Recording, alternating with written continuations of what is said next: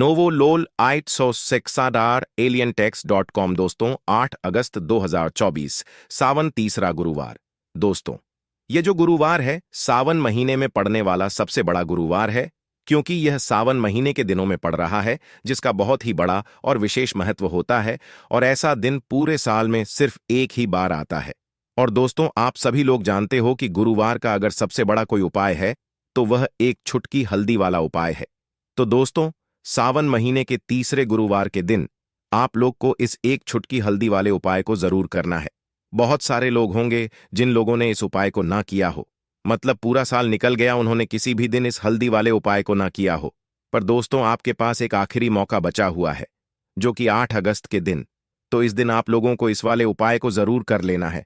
भले ही आपने पूरे महीने भर इस उपाय को ना किया हो, पर आपने इस सावन महीने के गुरुवार के दिन अगर इस वाले उपाय को कर लिया तो आपको इस उपाय को करने का वह मिलेगा जिसकी आपने कभी कल्पना भी नहीं करी होगी। इसीलिए आप लोग इस वाले उपाय को एक बार जरूर कर लेना, ताकि आप लोगों के हाथ से यह मौका ना जा सके और आपको इस उपाय को करने का फल मिल सके। दोस्तों यह उपाय पंडित जी ने अपनी अभी की ही शिवा महापुराण की कथा में बताया है, जिस उपाय को आज हम आपको बहुत अच्छे से समझाने वाले इस वीडियो को देखने के बाद इस उपाय को समझने के लिए आपको कोई और वीडियो को देखने की जरूरत नहीं पड़ेगी। तो चलिए दोस्तों उपाय को शुरू करते हैं। देखिए यह इस सावन महीने के गुरुवार के दिन यह इतना खास होता है, इतना महत्वपूर्ण होता है। देखा है कभी कभी बड़े बड़े पूजा पाठ अनुष्ठान से जो मनोकामना पूर्ण नहीं होते, वह सावन महीने के दिन एक छोटे से उपाय करने से ही आपकी मनोकामना पूर्ण हो जाती है। और बहुत सारे लोग इस उपाय को किया भी है और उनको इस उपाय को करने का फल भी जरूर मिला है। अगर आप लोग भी इस उपाय को करना चाहते हैं तो आप इस उपाय को पहले अच्छे से समझ लेना, सुन लेना, उसके बाद करना। आपको इस उपाय का फल जरूर मिलेगा। और इस उपाय को कर लेने से आपके घर में चाहे किसी भी तरह की दुख और समस्या क्यों ना चल रही हो, आपको उसका कारण भी नहीं पता है कि दोस्तों यह समस्या किस कारण से चल रही है। उसका कुछ भी कारण हो सकता है, जैसे दोष हो सकता है या किसी भी तरह का मंगल दोष भी हो सकता है। तो इस दिन आप लोगों को यह वाला उपाय कर लेना है। यह एक ऐसा उपाय है जिस उपाय को अगर किसी विशेष दिन पर किया जाए तो दोस्तों उस विशेष दिन का जो है वह तो हमें मिलता ही मिलता है, पर हमने उस दिन पर इस उपाय को किया है तो हमें उससे भी बड़ा फल मिलता है। और फल बहुत जल्दी मिलता है, क्योंकि आप इस उपाय को बहुत ही बड़े और विशेष दिन पर कर रहे हो। तो चलिए अब के बारे में बात करते हैं, लेकिन उससे पहले आप लोगों को यह जानना आवश्यक है कि आखिर यह उपाय किस समय करना है, किसको करना है और कैसे करना है। तो चलिए हम आगे आपको वीडियो में एक एक करके बता देते हैं। लेकिन उससे पहले अगर आप लोग हमारे चैनल पर नए हैं तो सब्सक्राइब कर लेना और इस वीडियो को लाइक करके कमेंट बॉक्स में ओम नमः शिवाय जरूर लिख देना। तो दोस्तों इस हल्दी वाले उपाय को हमें इस सावन महीने के तीसरे गुरुवार दिन कैसे करना है, किसको करना है, किस समय करना है और कहां पर करना है, यह सारे सवालों के जवाब आपको इस वीडियो में मिल जाएंगे। और जो यह वीडियो देखेगा दोस्तों उसको एक छुटकी हल्दी वाला उपाय जरूर करना चाहिए, क्योंकि इस दिन हल्दी का भी बहुत ही बड़ा और विशेष महत्व होता है। और जब बात आ जाए हल्दी के उपाय की तो यह सोने पर सुहागा वाली बात हो जाती है और यह एक बहुत ही बड़ा उपाय हो जाता है इस सावन गुरुवार का। तो अब दोस्तों इस छुटकी हल्दी वाले उपाय को आखिर करना किसको है, सबसे पहले हम लोग वह बात जान लेते हैं। तो देखो घर की जो बड़ी माताएं बहनें होती हैं, उन माताओं बहनों में से कोई भी एक बड़ी माता बहन इस वाले उपाय को कर सकती है। और दोस्तों अगर आप चाहें तो अपने घर में से सभी सदस्यों को भी इस उपाय को करवा सकते हैं। अगर किसी व्यक्ति की खुद की कोई मनोकामना है, खुद की कोई दुख और परेशानी है जो कि वह अपने लिए ही करना चाहता है, इस वाले उपाय को तो वह खुद अपने लिए भी सकता है। बाकी अगर कोई घर में से ऐसा है जो कि अपने पूरे घर परिवार की सुख और शांति के लिए यह वाला उपाय करना चाहता है तो दोस्तों वह भी कर सकता है। उसमें भी कोई दिक्कत वाली बात नहीं है। कहने का मतलब यह है कि इस उपाय को हर एक सदस्य भी कर सकता है और पूरे घर परिवार के सदस्य के लिए घर की बड़ी माताओं बहनों में से कोई एक माता बहन भी कर सकती है। माताएं बहनें अगर घर में उपस्थित ना हो या वह यह वाला उपाय ना कर पा रही हो, तो फिर घर का कोई बड़ा सदस्य भी इस हल्दी वाले उपाय को कर सकता है, चाहे फिर वह पुरुष ही क्यों ना हो, उसमें कोई भी दिक्कत वाली बात नहीं है। अब दोस्तों, इस हल्दी वाले उपाय को हमें करना कहां पर है?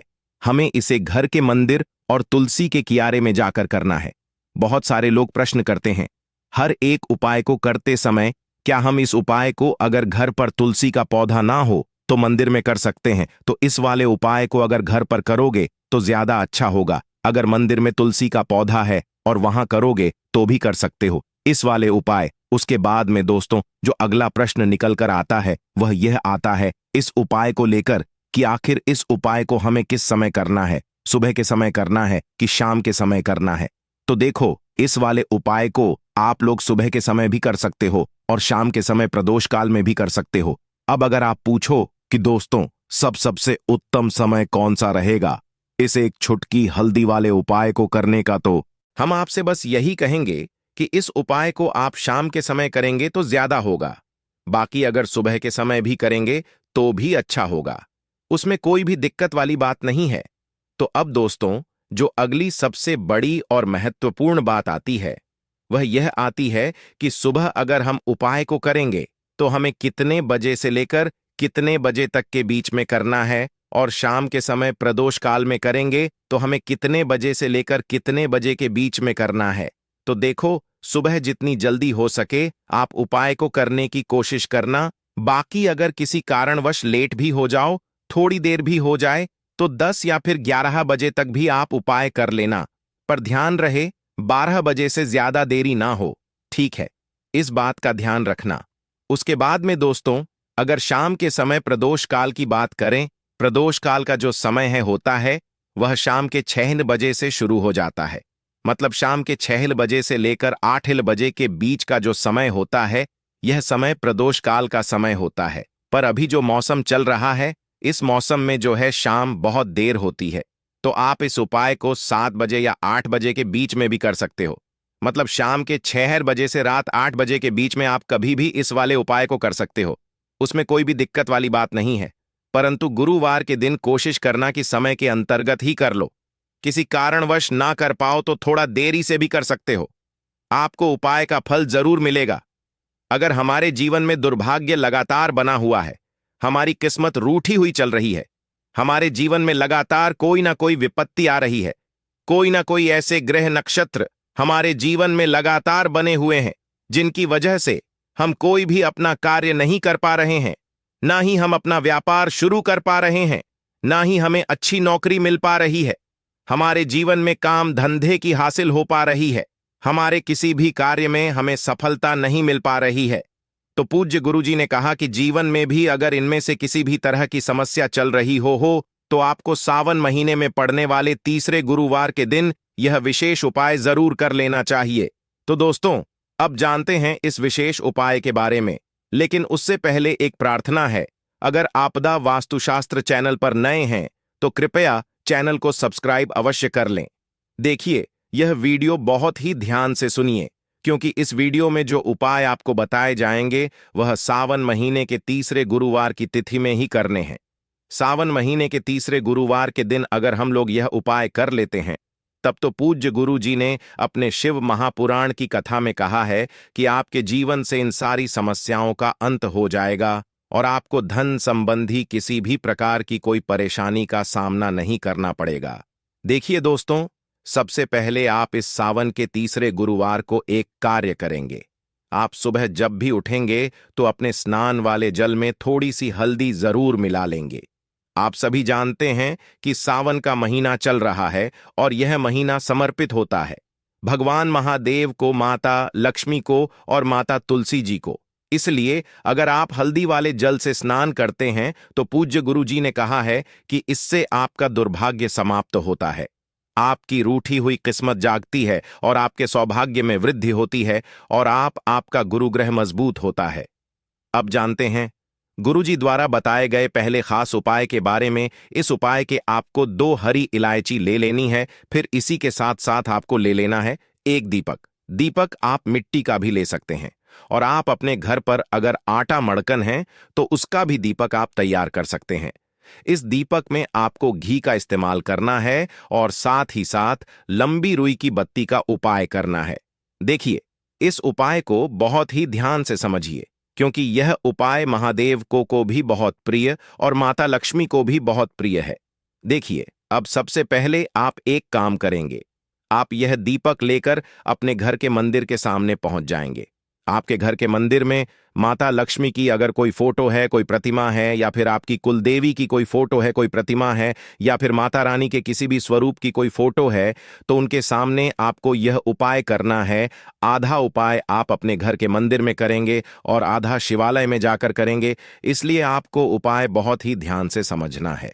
देखिए, अब माता रानी के सामने सबसे पहले आप थोड़े से चावल डाल दीजिए और उन्हीं चावलों के ऊपर यह दीपक रख दीजिए। इस दीपक को रखने के बाद इसमें थोड़ी सी आप पीसी हुई हल्दी डाल दीजिए।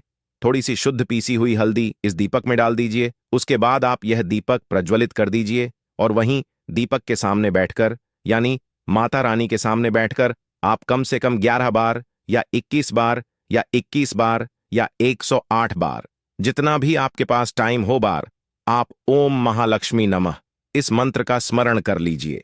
मंत्र का स्मरण करने के बाद आपके पास जो 2 हरी इलायची है, उनमें से एक हरी इलायची आपको इसी दीपक में डाल लेनी है और माता लक्ष्मी से प्रार्थना कर लेनी है कि मेरे जीवन में जो धन धान्य की कमी चल रही है, मेरे जीवन में जो सौभाग्य में वृद्ध नहीं हो पा रहे हैं, दुर्भाग्य लगाता बना हुआ है, तो आपके जीवन में धन से संबंधित जो समस्या चल रही है, उसको दूर करने के लिए माता रानी से कर लेनी है। फिर इसके बाद आपको यह दूसरी हरी इलायची और थोड़ा सा शहद लेकर पहुंच जाना है शिवालय। देखिए, यह उपाय आप शाम के समय में ही करेंगे। शिवालय पहुंचने के बाद इस दूसरी हरी इलायची को आप शहद में डुबो लेंगे। चारों तरफ से इस हरी इलायची में शहद लगा लेंगे और फिर यह हरी इलायची आपको शिवलिंग के ऊपर समर्पित कर देना है। शिवलिंग के सामने बैठकर आपको महादेव से प्रार्थना कर लेनी है कि आपके जीवन धन से संबंधित कोई समस्या चल रही है या आपकी कोई विशेष मनोकामना है जो परिपूर्ण नहीं हो पा रही है, तो महादेव से उस मनोकामना को परिपूर्ण करने के लिए प्रार्थना कर लेनी है और श्री या फिर का कम से कम 108 बार जाप करने के बाद फिर वापस अपने घर आ जाना है। पूज्य गुरु जी ने कहा कि अगर आप इस सावन के तीसरे गुरुवार के दिन इस अचूक उपाय को कर लेते हैं तो आप जीवन से भी धन की समस्या हमेशा के लिए समाप्त हो जाएगी और आपको भी माता लक्ष्मी की कृपा हासिल होगी। अब इसके बाद बात करते हैं गुरुजी द्वारा बताए गए दूसरे खास उपाय के बारे में। देखिए, इस उपाय के लिए आपको एक लोटा जल ले लेना है। फिर इसी के साथ आपको ले लेना है थोड़ा सा गुड़। आप एक टुकड़ा या 2 टुकड़े गुड़ के ले लीजिएगा और इस गुड़ को इस एक लोटे जल में डाल लीजिएगा। फिर इसी के साथ को थोड़ी सी पीसी हुई शुद्ध हल्दी ले लेनी है। 1 या 2 छुटकी शुद्ध पीसी हुई हल्दी ले लीजिएगा और इसको भी इसी एक लोटे जल में डाल लीजिएगा।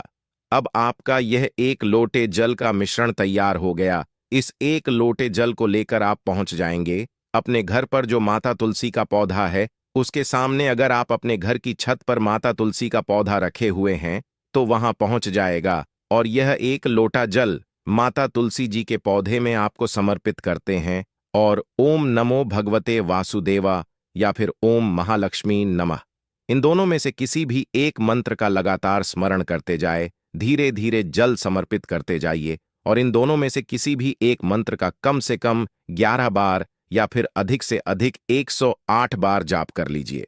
फिर वहीं तुलसी जी के पौधे के सामने बैठकर आपके जीवन में जो धन धान्य से संबंधित समस्या चल रही है या फिर आपके घर में बहुत ज्यादा होता है, शांति नहीं है, आपके जीवन में दुर्भाग्य आपके जीवन में है, आपकी किस्मत आपसे रूठी हुई है, तो इन सभी समस्याओं के लिए माता तुलसी से और भगवान नारायण से और महादेव से प्रार्थना कर लेनी है और फिर उसके बाद वापस आ जाना है। पूज्य गुरु जी ने कहा कि सावन मास में तुलसी जी के पौधे का बहुत ही विशेष महत्व होता है, इसलिए अगर हम इस महीने में तुलसी जी के सामने कुछ विशेष करते हैं, उनकी पूजा करते हैं, उनकी आराधना करते हैं, तो इससे माता तुलसी हम हमारे जीवन में धन धान्य के भंडार भर देती है। हल्दी समर्पित करने से माता तुलसी हमसे अतिशीघ्र प्रसन्न होती है, इसलिए हल्दी आपको इसे एक लोटे जल में जरूर मिलनी है। तो